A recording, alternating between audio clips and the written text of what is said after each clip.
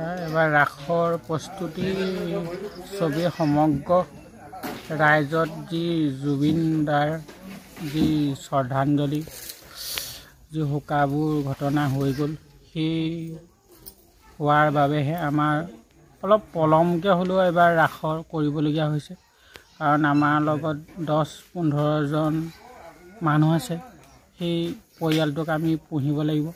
তথাপিতো আমি ব্যস্ত হৈ পৰিছোঁ ৰাসৰ এতিয়া শেহতীয়াকৈ হ'লেও আমাৰ 10-15খন কমিটি আমাৰ লগত যোগাযোগ কৰিছে, এতিয়াও কৰি আছে। কাৰণ আমাৰ এইবাৰ নাহৰকটীয়াৰ পৰা আহিছে, ডিগবৈ আহিছে, তাৰপিছত আপোনাৰ লখিমপুৰ আহিছে, ডিব্ৰুগড়ৰ যি কম্পিটিশ্যন হ'ব সেই তাতো আমাৰ যোগাযোগ কৰিছে। তাৰপিছত আমাৰ আৰু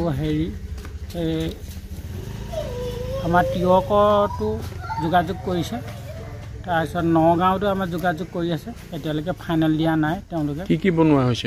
আমাৰ সকলোৱে বনোৱা হৈছে এইবাৰ ৰাসৰ যি সামগ্ৰী, অকল আধুনিক বুলি ক'বলৈ নাই, কিন্তু আগৰ যিখিনি আছে অলপ আধুনিক কৰা হৈছে। তাত মুখাবিলাক ধৰি লওক অজগৰ যি মানুহ গিলে সেই অধ্যয় আছে, বগলীও তেনেকৈ পাখি লৰাব, ঠোঁট লৰাব তেনেকৈ। যিকোনো খবৰৰ বাবে যোগাযোগ কৰক 7099017330 লগতে 7099017110 নম্বৰত।